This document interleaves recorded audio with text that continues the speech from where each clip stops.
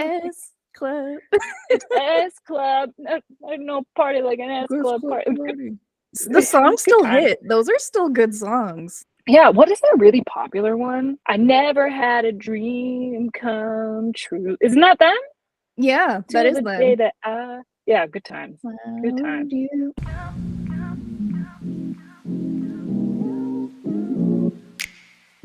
Hello, welcome to Fangirl Feels. My name's Tanya.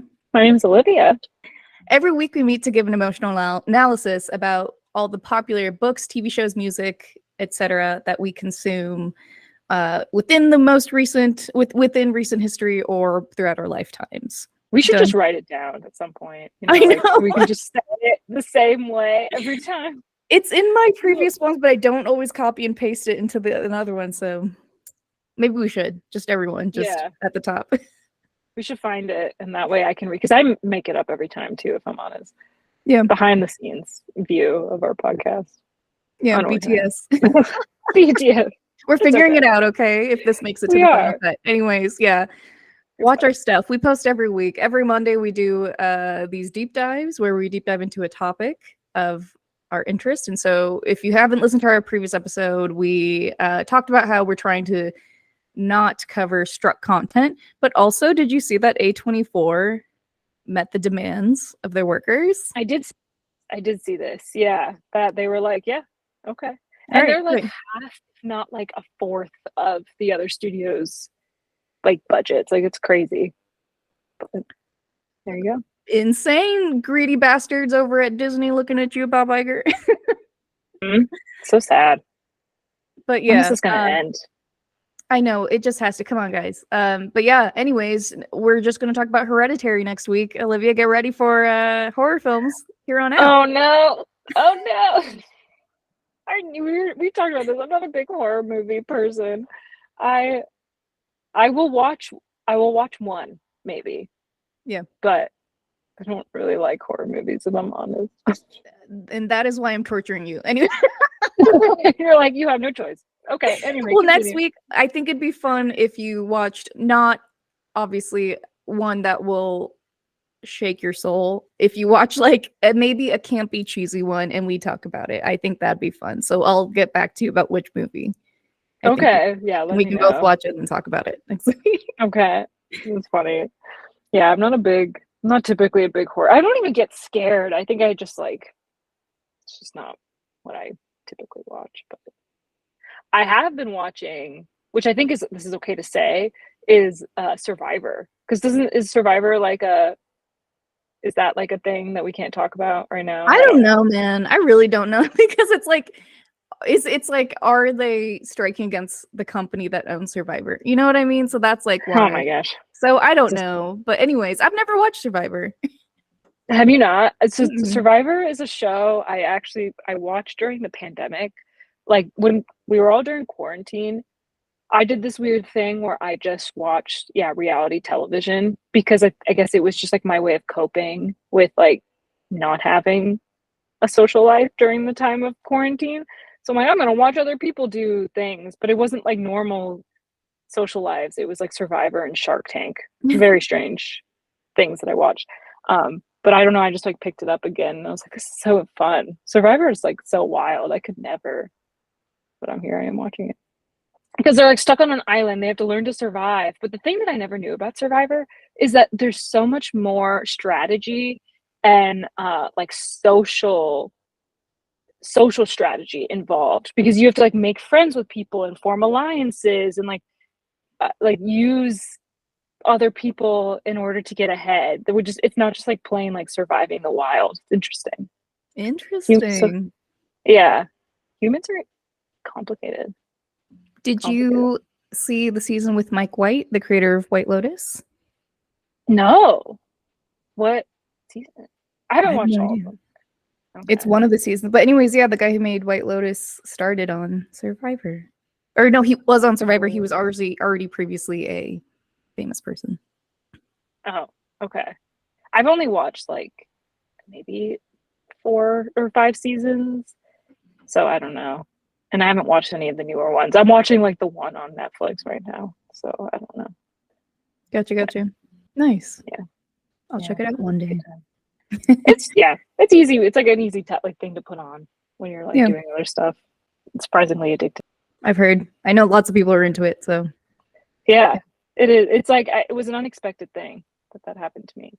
Not typically somebody to watch that, but it was good. the pandemic was unexpected, so I feel you.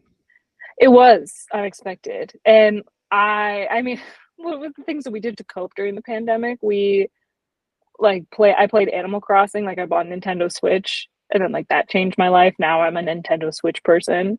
Now I'm a PlayStation person now too, because my brother-in-law gave me his PlayStation. So I'm like, I've become a gamer because of the pandemic. Gamer girly, speaking of, would you all watch us play games on Twitch? Mostly Guess Who, Sarah J. Maas over and over? Let us know. We just play that constantly. Guess Who, Sarah J. Maas. That was fun. I think it would be kind of funny to do like a game night of sorts, like a virtual, I don't know what, if there was like a bookish type of game night, but that would be kind of fun. Yeah, I'm sure there are other things we could do. That'd be fun. Yeah, it would be fun. Yeah, gamer girlies. This kind of fits into our theme, which might be a nice segue. But did you hear about there was a Twitch streamer who told a bunch of people to meet in like New York in like some square, and he'd be giving away. There'd be like a giveaway. I forget his name, but like then I don't know. Was he arrested? Like people got hurt. It was insane. I did see this. Yeah, I saw like a video of it where he's like, someone's on a car and he was going to give away like PlayStation 5s. And he didn't think he had that many people that would be that interested and end up being like a large crowd, something like that. Crazy. The powers Twitch streamers have, but also men being destructive. I'm just gonna say it. Just gonna throw that out there. We would have women and we'd all knit together. I'd say, bring your cats and your dogs, and we'd just go in a park and hang out and eat apples, and that'd be it. I know. I mean, like, this is something, I think we said this before, but I've seen plenty of TikToks where it's like, oh, I went to the Eras tour. I saw Taylor Swift, and it made me realize I'm not afraid of crowds. I'm afraid of men. Because it's like all women at the Eras tour. I'm like, yeah, it's, there's truth. There is truth. Perhaps. It's like too many instances for it to be a coincidence. Like, using my brain cells. Something's up.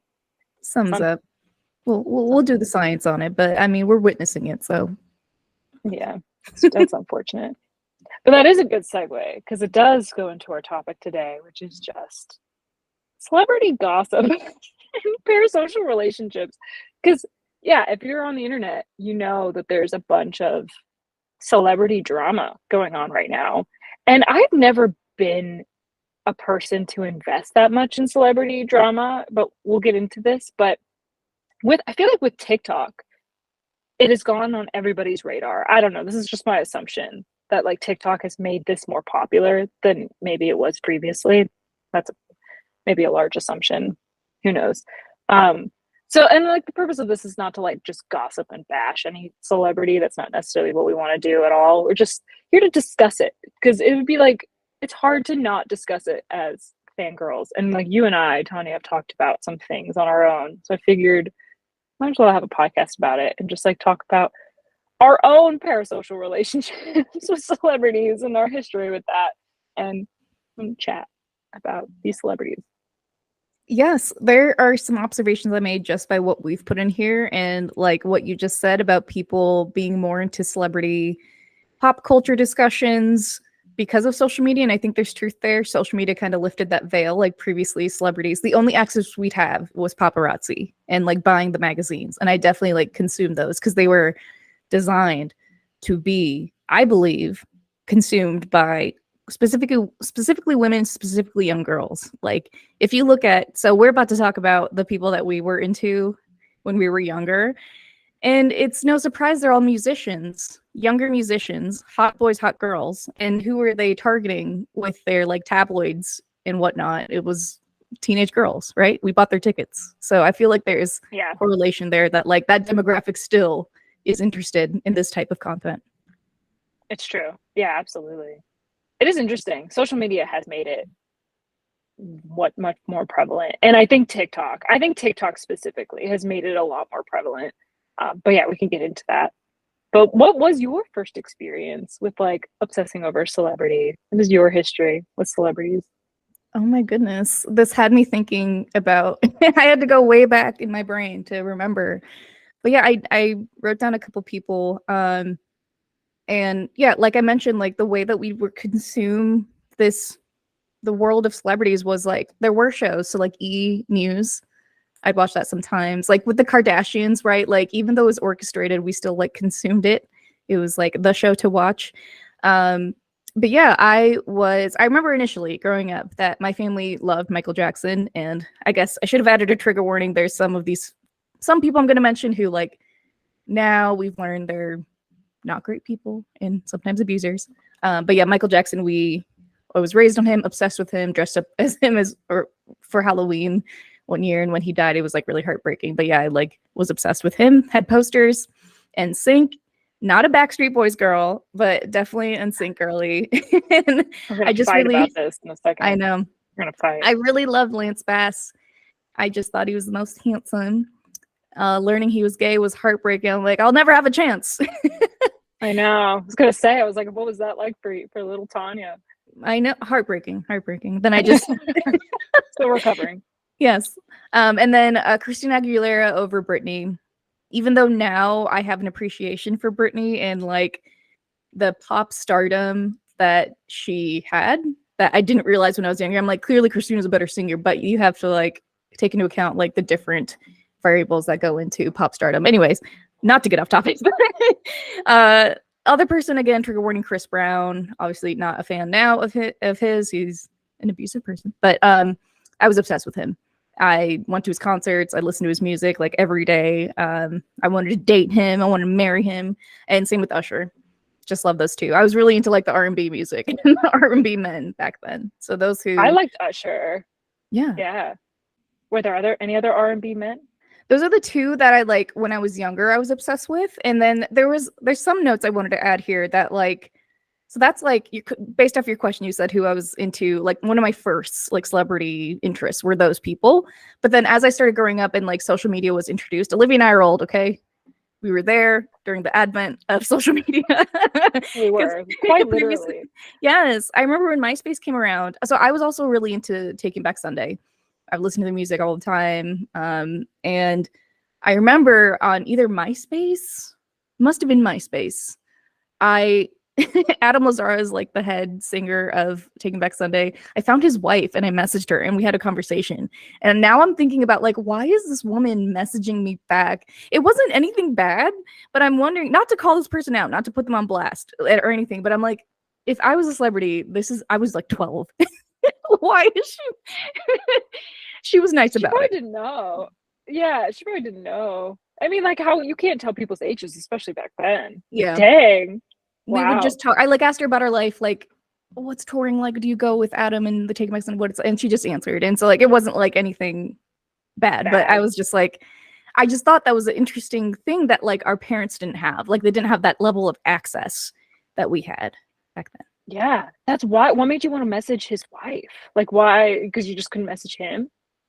I don't think he had an account. And I was just like obsessed with like, I just get obsessed with like the things I'm into. And so like the lure of celebrity is so interesting to me. And like, it's not even that like I want to like date them or be with them. Some cases, yeah, sure. But like, it's like, I don't know anything about you, but I like consume all your music and it falls into that like parasocial relationship where like, I know so much about you because I listen to you every day. And I just wanted to ask his wife, not about anything in her life. Like, hey, how's tour? Hey, tell me about your husband. I don't care about you. Yeah. Please. But it was just, yeah, that's why. And so I noticed now like that probably isn't weird at all. People go into drop into celebrities DMs all the time. You know what I mean? Like that I think back then was maybe strange, but now it's like very normal to do that. It's true. Yeah. I've never been brave enough. I've never done it. Never like slid into anyone's DMs that I even real people, even if it's like a guy I had a crush on, like no, I ain't sliding into any DMs. Like I'm too socially anxious for that. Yeah, no, I ain't doing that. I was just gonna add, I once messaged the drummer of the Black Keys because we're both from Akron. I was like, hey, what's your favorite Chinese restaurant back in Akron? He answered me. And I was like, cool, tight. Really? Yeah. That's so I need to be braver, dude. I need to be better at this. But definitely like elementary, there was no social media, but definitely like teenage Olivia would have never done that. I would have been like way too scared. Now at 30 years old, like maybe, but still not probably. Really It's like, impressive, actually. it's gambling. They probably won't answer. I've just had 2 success rates. I mean, the fact that you even bothered, it's like, again, I wouldn't even, like, there's no harm in like just sending a cool message. Yeah. No issues with that, but I am brave enough for that. That's cool. That's Yeah, awesome. how about you? Who were you into when you were younger? I had trouble actually like remembering. So I was a Backstreet Boys girly. That's who I was. Yeah, All sorry. right, I goodbye, remember everyone. buying I'll the see you later. I See you next the time. podcast is ending now. Yeah, in sync. This is why we're like similar, but we're also opposites, you know? Taylor Swift, Beyonce, Backstreet Boys, in sync. I was a Britney fan also. Uh, Although, so I liked Christina Aguilera, and I'll tell a funny story around Christina Aguilera in a second. But like, my memory of Backstreet Boys like was so integral to my childhood. We were gonna go see him in concert. He came to my city when I was young, but then my dad got sick, and we couldn't go, which was so sad. I remember it to this day that we like couldn't go see them. Um, and I just remember buying. It was like my first CD that I bought was like um the Millennium CD when like it came out in like 2000. And then I remember when like Black and Blue came out. It's just funny how these things like hit you. And I was like, I had a crush on like Nick Carter and uh Brian, I think his name. Is his name Brian? He's like the other dude. I don't know his I last don't name. know. I don't Yeah, know Backstreet Boys that well, but I yeah. know. But I liked NSYNC too. Like, don't get me wrong, we owned like NSYNC CDs. I liked their songs, but I just like leaned more Backstreet Boys. Um, so I was also a bigger Britney Spears fan, but I remember my grandpa bought me a Christina Aguilera watch. It was like this like toy watch, and I was in first grade. I remember this really well, first or second grade, and the watch would play "I'm a Genie in a Bottle" when you would press it. Like you press like a button and be like, "I'm a genie in a bottle, baby." So I was telling my friends about this, and we were in my school. I went to like a Christian private school, and they had like chapel during the day. It would be like noon, and we're going to chapel for like worship time. And so this is like quiet, like there's someone on stage, but I'm also in first grade, and I'm telling my friend about my watch. I'm not really paying attention, and my friend is like, "You should press it." And so like press the button, and I'm like, okay. So I press the button, and we're in the middle of like a quiet. I think someone's praying, and it goes, "I'm a genie in a bottle." Everyone looks at me, and I was mortified. It was so loud. Like my childhood memory of it, it was like echoing through the chapel. No. Uh, it's crazy, and like I was like, oh my god, oh my god. And I remember we go back to the classroom, and my teacher was like going to confiscate it, but everyone wanted to hear it again. And so she was like, "You can press it one more time." So I got to like press it for my class again. Um, and she didn't like take it away from me. I think she just like took it for the day and like gave it back to me at the end of the day or something. I don't really remember. I'm so But sorry, but that is so comical. The juxtaposition of being in church and playing Genie in a Bottle, which was considered like blasphemous. it was You like know, sexual. It was yes. sexual song. But I didn't know that as a kid. Like, and I didn't realize it was going to be that loud. Like, I literally, this was first grade. I'm like 99% sure this was first grade. So I'm like, how old? 8? Like, how old are you in first grade? Seven, And I eight, just, 7, 8. Yeah. yeah. So I had this like watch that my grandpa bought me earlier that year. It's just so funny. So funny. I love that's now a core memory of yours, like ingrained into your It brain. is. It is. It's like one of the funniest things to like ever happen to me. I don't know what that means about me, but it's like one of the funniest things. Like first grade. Um, and I do think like maybe that was like the start of my social anxiety. Who knows? Maybe that was like one of the pivotal moments when you just see like That's everyone the like start. turning to stare at you. Like, yeah, I'm like, oh my god, what have I That's when done? Olivia Oh my first god. realized she has anxiety. Yeah, was at the ripe age of 7 years old in chapel in school. Good times. But I didn't actually get into trouble. Like I didn't get into that much trouble. So like they actually treated it pretty well overall. I feel like if I was a parent, I would have been like, or a teacher, I would have been pissed. But they were pretty nice about it actually. They were just like, "Hey, don't do that." I'm like, "Okay, I won't." That's a good outcome of the story. Yeah. Way to go, your teachers. Yeah. Yeah. It was an accident. Yeah. You didn't know. I know. I had no idea it was going to be that loud. But anyway, so yeah, I mean, we were children of the like late 90s, early 2000s. I wrote S Club 7, which we've talked about S Club 7 before, but I don't remember their names, if I'm honest. But me neither. No. Yeah. I don't remember. But I was a fan. S Club. S Club. No party like an S Club party. The songs still hit. Those are still good songs. Yeah. What is their really popular one? They have like one really popular one. I never had a dream come true. Isn't that them? Yeah, that is the them. Day that yeah, good times. Good times. Kids don't know S Club 7. If you're under the age of 25, do you know S Club 7? Leave a comment. Oh, it's just called S Club now. You look it up on Spotify. Probably because people left. Probably because people left. There's no 7. The 7's gone. S Club 2. We're like, we can't keep changing the number. Like, just what if they did? What if it was like S Club 6? They're like, okay, just stop. Just stop. We're losing people. We're shedding people. I'm gonna say, I feel like that was like the first real.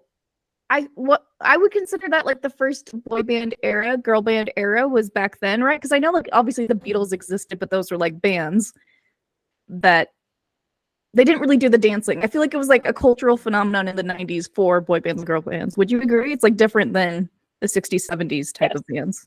Yeah, these were like, I mean, it's hard to say because we weren't alive during that time, but there was something about, they were younger. I think these boys and girls were younger. Definitely catering to a younger audience, where I don't think like the Beatles were catering to a younger audience.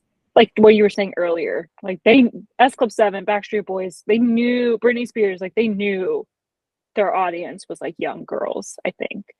And like, I think like we were kind of like sexualizing these young kids in a weird way. Like they were meant to be like sex idols. Like that's not the word. You know what I'm talking about? No, I think that fits, like, because it's definitely like the persona they're building. Like it's a machine, the Disney kid to pop stardom machine pipeline. You know? Yeah, it is. It was like that. It was that was like intentional. Where I don't. It's hard to say because I was not alive during that time, nor was I ever really invested in any of those like older bands. But I was gonna say, I was gonna say, I do think like the Beatles and those bands did have younger girl demographics in similar ways. Like if you see old videos, they're at their concerts, like mostly young girls, like you're John Lennon, oh my gosh. But I do think there's something different about like the machine that was built in the 90s, where it's like it didn't matter who was in a band. It was like, get these 4 people together, start singing and dancing. You know, they started making like multiple bands that are very similar and selling the concerts. That there was just more technology for people to consume. So I feel like it's a very different thing, maybe derived from then, but yeah, it's true. It was you're right. It's like machine's a good word. I mean, we had like Destiny's Child, 18s, Dream. I was a fan of a band called Dream, which I still listen to. They're great. That was also one of my first CDs. Also, was a band called Dream. There are so many bands. Like there's so many of these like groups that you can name during that time. That like it was such an interesting time of like music, and the music industry was weird. Yeah, there's this like whole world of like nostalgia of these bands coming back too. You know? Yes, yeah, that's true. Yeah. I mean, Backstreet Boys still tour. Like you can go see the Backstreet Boys. They had like a residency in like Las Vegas for a little bit. I would go see them. Yeah. That'd be fun. They'll just be nostalgic. That'd be so much fun. It would be fun. And I'm like happy for them. There's a part of me that's happy that they're still close enough to do that. Because you hear a lot of these bands and they like want nothing to do with that time in their lives. And that is like heartbreaking as like a fan of that and like part of your childhood. But then to see like there's glimmers of hope where like, oh, the Backstreet Boys they're still kicking. They're still going for it. Like that's great. That's so cute. Yeah. Love that for them. I also wrote I forgot Hillary Duff. I was a Hillary Duff fan also. Same. Who wasn't? Name yourself. There's one of you. Just one. There's one of you. Because all of us I all of us were Hilary Duff fans. Yeah, I bought her album, like Metamorphosis. I still know all the words to that song, that album, like every single one. Clean, still a bop. If you know, you know. Great song. Called Clean, right? I gotta check that. Is it Clean?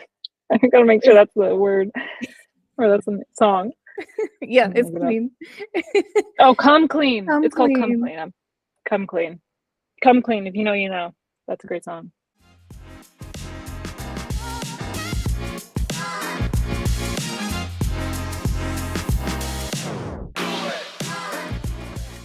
But it's interesting. So how has your relationship with like celebrities changed as you've gotten older? How do you feel like it's changed? Well, that's a good question.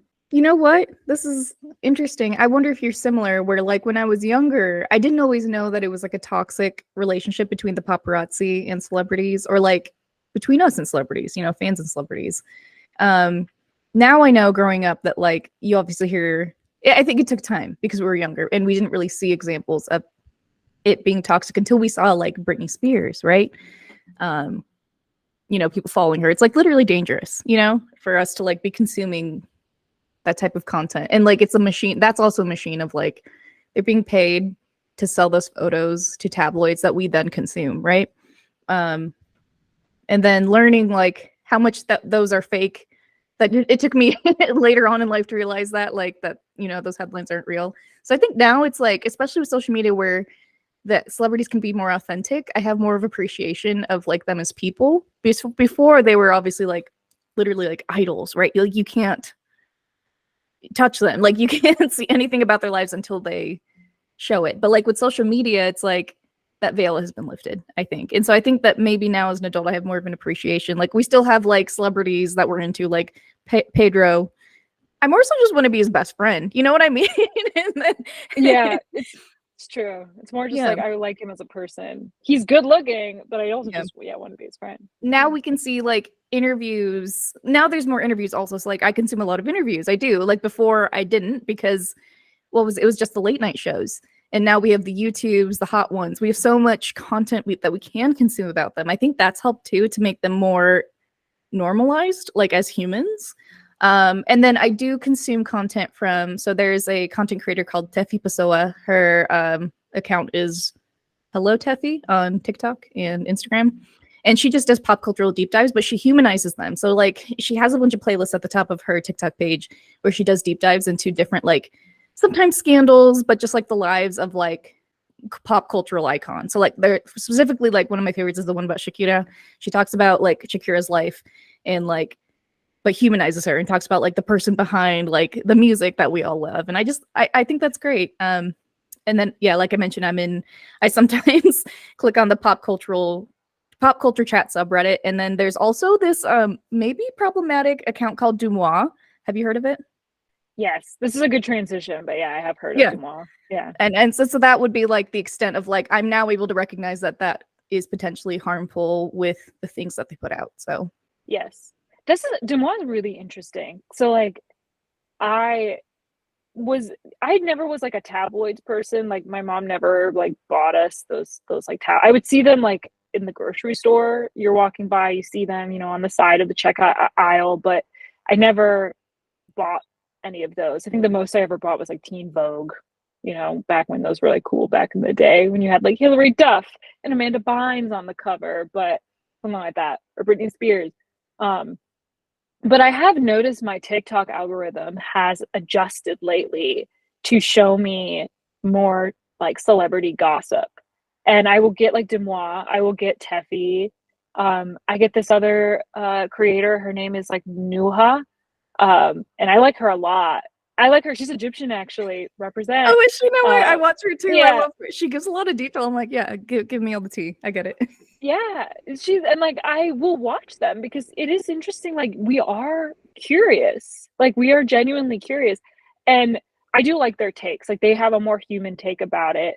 Um, but I do think it is interesting to see how it is celebrity gossip has changed. Like to your point, where it we used to be whatever the tabloids would tell us, the kind of representation that these celebrities gave us, and then now because the curtain has fallen, I think we see two things. We see more authentic forms of these celebrities, and they can represent something. Like they may have like a cause, or just they become more authentic and share more. But then at the opposite side, sometimes we feel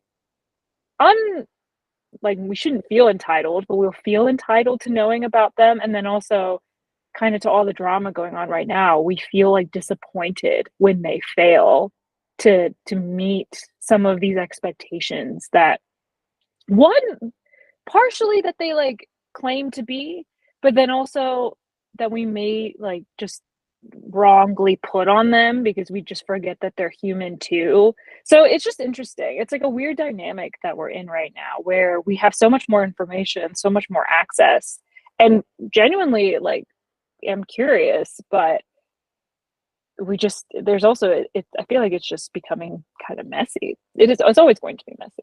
I don't know, it's just interesting. We're in an interesting time. Yeah, that's a good point that you brought up, that like the judgment that the society places on these folks. So specifically, I know we're going to talk about Ariana. Like, people cheat all the time, and their lives are not put on blast across the globe, the whole world. Like, I can't imagine, like, she's probably avoiding all social media right now.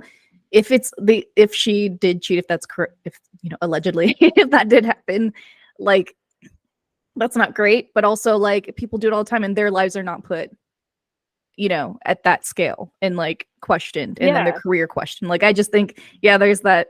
It's not even a double standard because it's not equal. It's just like there's it's unfair. It's unfair for like the whole world to judge these people and like expect them to be morally, what's the word? Morally, like, just like just on like a moral high ground, I think, essentially. Yeah. They make mistakes. Weird. They make mistakes. It's really strange to how it works when we have somebody. I think it goes both ways. You're a celebrity, I think inevitably you're going to be criticized or watched more closely, right? I think that comes with the territory, regardless of just celebrity. But at the same time, why do we impose a moral high ground on them?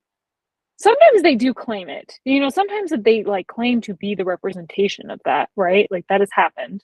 I mean, I don't know much about the Lizzo situation, but there are things, and like, I'm not making any judgments. I don't know enough to like say what is what. And this is another thing with social media, this maybe a little off topic, where it's like you'll see people jump on something right away. And I've just learned to not form an opinion right away about something because new information comes.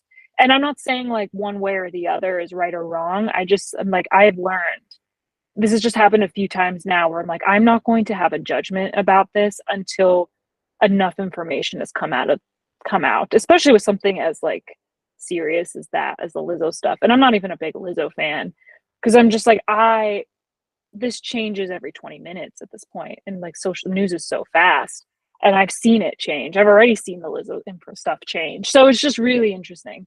But that's kind of a side conversation. No, I think it's related, but I don't know what if I might take it in that tangent. Well, I was just gonna say I loved our conversation that we had in our Slack group because I think it is like, it's interesting that it's like there's gossip and then there's like legal issues that like definitely you can judge, like, or that like the public will have an opinion because there's like crimes involved. And so like that's the difference, where it's like gossip. Absolutely. Like the Ariana situation, it's like we don't know what's happening. It's like he said, she said, like at this point everyone like act like it's not happening. You know what I mean? Like, because we have nothing. I don't think her teams like said anything. They might have like orchestrated, like their publicist might have like purposely put out headlines, but who knows?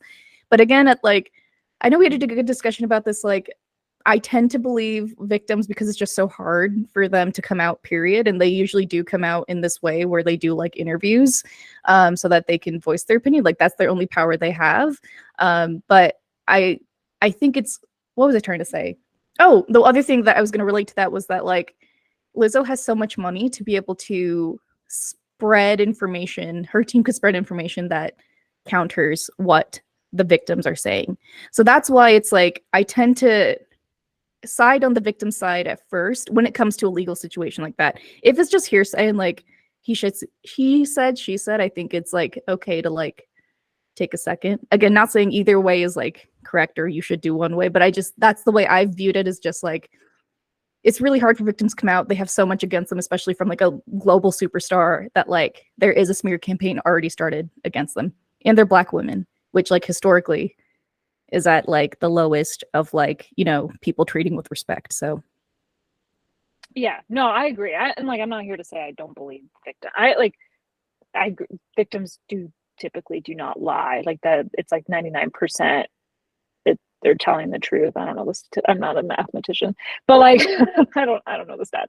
But yes, absolutely. I think my point is like the internet is quick to just like make judgments, and it doesn't mean that I think that they're lying. I don't think that they're lying.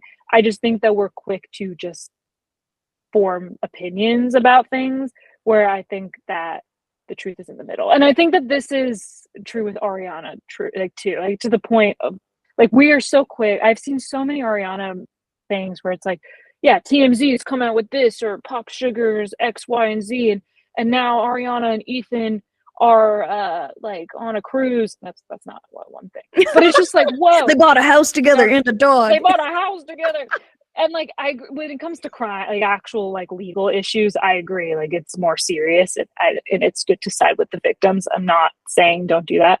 I just, it is interesting where it's like the internet's so quick to form sides or form opinions, and like I just am trying to take a step back and be like, hey, I don't know enough about these people or the situation in any form to like go on. I think my point mainly is like to go online and like say my opinion. Like I might have an opinion, like, yeah, I think what Ariana did is wrong. But at the same time, there's just so much noise on the internet that it can just be, it's just like, I'm going to be a bystander in this rather than like say what I might say that might be wrong in like 20 minutes because it's just so loud. Like, you know? I'm in the same boat, actually. Yeah. Like, I think I agree with that like, I don't want to post anything because either, you know what I mean? Like with new information coming out and you could make a wrong judgment call. And also like, yeah, so quickly people, I'm not a fan of Ariana. Like nothing's come out yet officially, you know? Like, and I'm like, what is this based on? Yeah.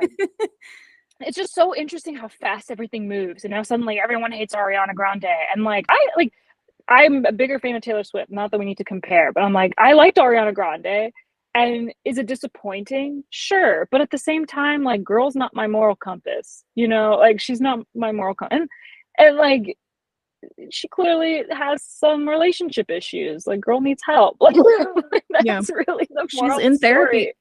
But also, like with Taylor Swift and the Matt Healy thing, like how quickly that like was a thing, and then quickly like now no one talks about it. I just think that's so interesting. Like even that, like people were so quickly making judgment calls, and I don't think they ever came out to say they were dating or anything. They just shot photos together. Insane.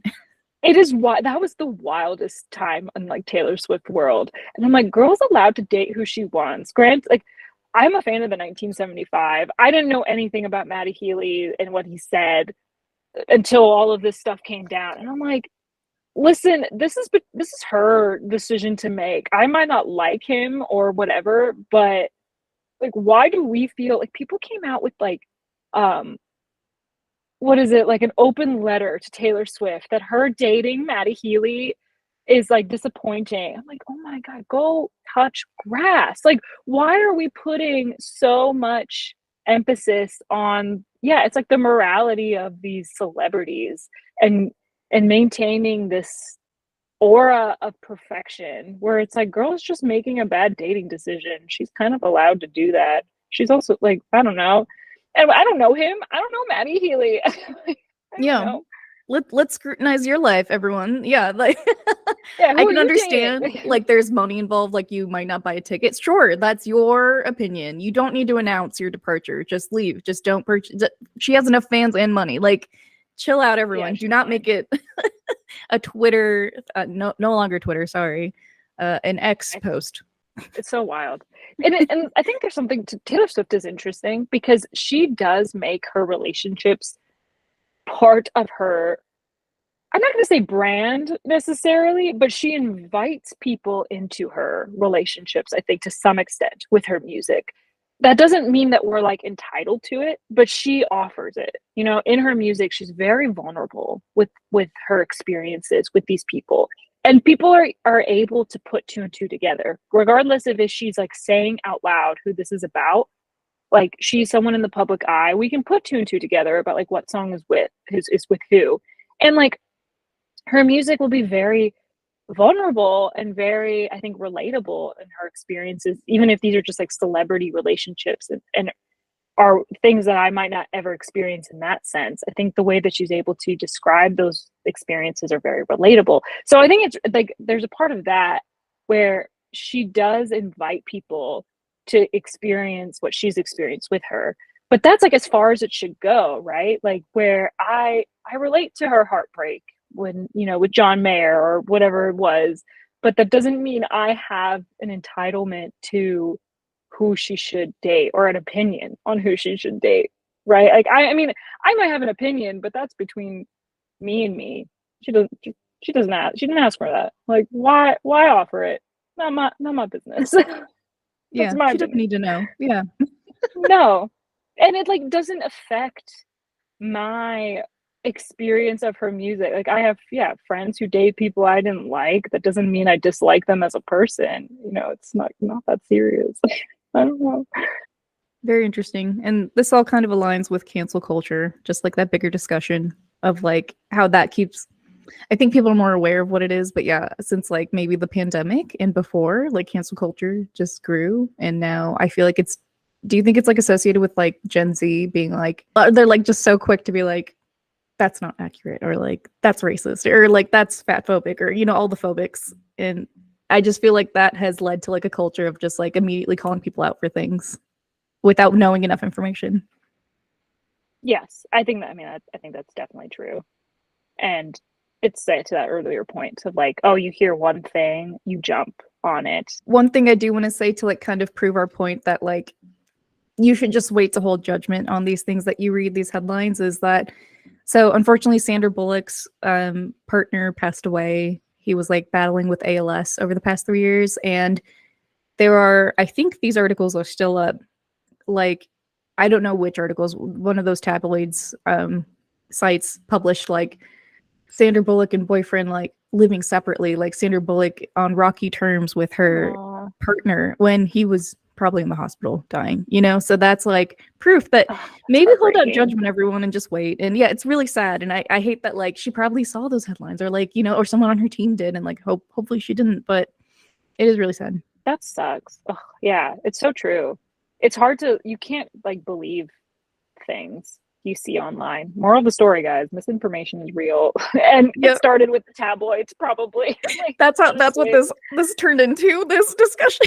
Misinformation. It took a turn. Like, and now we'll talk about the election. Yeah. Let's talk about it. No, let's not. Oh no, my God. We will not venture there. Sorry, guys.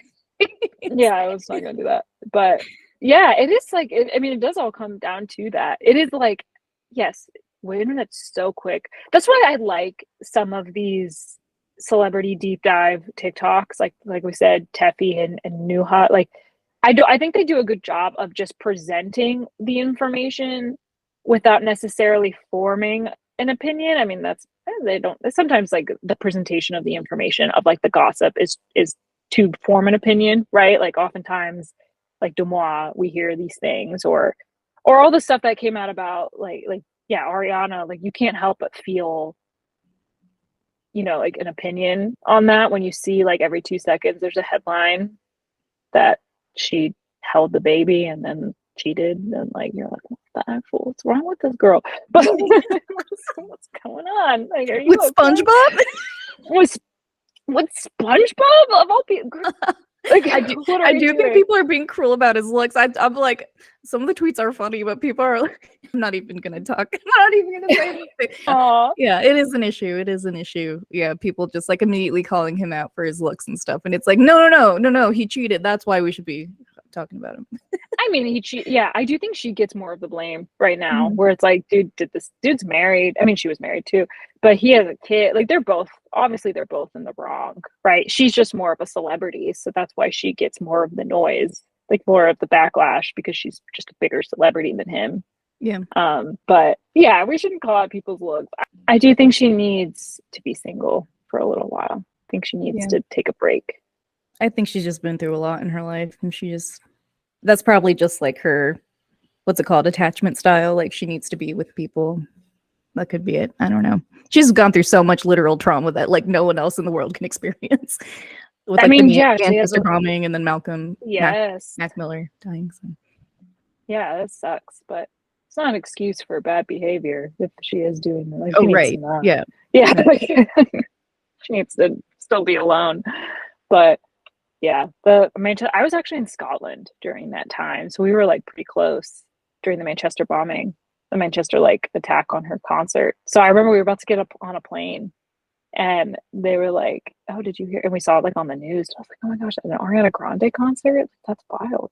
That's crazy. Very sad. Yeah. Yeah. Thankfully, it hasn't happened since. Like, thank God. Knock on It's so wood. scary. Yeah, like so scary. Now there's so many rules. Like ever since that, literally that concert, there's been so many more rules in place. Like I remember that started the like clear bag rule for concerts. Was it that really? I'm pretty sure it was that one because after that, the clear bag rule came about. I could just be like correlating two situations, but because that was like 2015, 2016, that concert, and then afterwards, like you got to bring clear bag, and it has to be this small. Yeah, the clear bags are tiny. Yeah, the Taylor Swift concert was my first experience with the clear bag in a venue like that, like in a stadium, because I don't really go to football games or anything like that. So yeah, I was like, oh, I had to buy a whole clear bag for this. Yeah, hope she needs to be single. Girl, Take some time. Be single. Take some time, heal a little bit, where we hope for the best for you. Hope for the best for everyone, for all of them. Yeah, it's just interesting. It is interesting how we all know these things too. Just like we're all seeing the same stuff. Yeah. There was one more thing I wanted to add to the convo. It's somewhat related to all this, I think, but like there is like an element of like misogyny with like a misogynistic connotation with like women like to gossip, and that's a negative thing. And I just think that's related to like women who are into like reality TV, right? Real Housewives is still like a big thing, and like The Bachelor and Bachelorette. And like, you know, we watch Love is Blind, and like not a lot of dudes watch this. And like there's a negative connotation with these things, and I just want to talk about really quickly about like the historical reasoning into why the word gossip became a negative term. It didn't used to be. It was just like a term that was coined to describe women gathering together and talking about their lives. And so like around the 1400s, and this is specifically in Europe, women used to work together in every aspect of their life. And like, I guess these women weren't dependent on men for their livelihoods. And so like they sewed together, washed their clothes, gave birth, surrounded by women. So like they talked about like the ongoings of the town and like their lives. And also it became a way to like, you know, share ways that they could have power, you know, at that time. And then around the 1500s and 1600s, it started becoming negative when like the patriarchal authority started growing. And so like there's like recorded plays and like documents that categorize women talking together as gossip in a negative way, like as like chit chat and like as like less than, versus like men don't do that. And but like men are excluding women from like having jobs and like, you know, making money for the household. So what else are they going to do? But yeah, gossip was a way for women to get together and like talk about how their lives, and also like what else are they going to do? They can't work with you. So anyways, just wanted to say that like it's like historically a political thing. And if you judge women for being into the sort of content, stop maybe. So that's all. Interesting. I think like gossip, it's interesting because I think there's like a difference between talking about like the things going on in your community and your society with your community, and then like being mean. You know, I think there's like two sides to gossip. I think like when we think of gossip as bad, oftentimes it's like, oh, you're just talking poorly about someone, which yeah, that's not we shouldn't do that necessarily at all. But I mean, I like being able to like talk about your community with your group and like chat about what's going on and like the things that are happening. There's not necessarily anything wrong with that, like to discuss that. And yeah, it's like their way of, yeah, like you get information out there. Like we've talked about this in like our corporate jobs, right? Like the quote unquote gossip of like, political issues in your jobs and like salary transparency. I don't think those are necessarily wrong because it's like helping you form solidarity.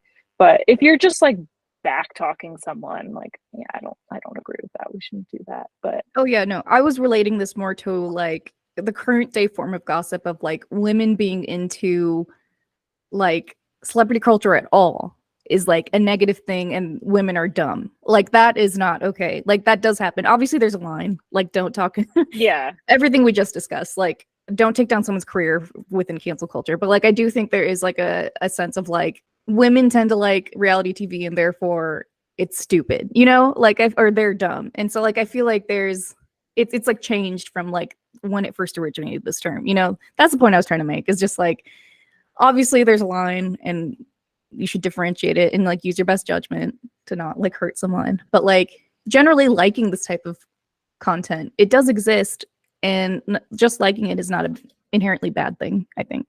No, I don't think so. I mean, like, we like to know what's going on. Like, we're meant to be a community. Like, it's to that point. Like, we're meant to be connected, and we like to know about each other's lives. I don't think that's necessarily a bad thing. My brother-in-law is actually the biggest reality TV watcher I've ever met of any woman I know. So he's like all into it. So he would be like, "This is not for women. I love it." Like, no, what does he watch? He watches Below Deck. He's obsessed with Below Deck, which is like a yacht reality show that he's obsessed with. And he's watched like Married at First Sight. He like loves all this stuff, these reality TV shows. 90 Day Fiance. No, I love that. Yeah, so funny. And I'm like, I've never watched any of these, but I'm happy for you. But yeah, no, I agree. And that's like, I think it just speaks to like, we want community. Like that's all we want as people. We just want to feel connected. And it's fun to see people live their lives or like understand what they're going through, because sometimes it relates to like what we're going through. And yeah, it's like use your best judgment. Like celebrities are fun because one, they're like they're living lives that we'll never understand. It's fun to learn about that and to see that.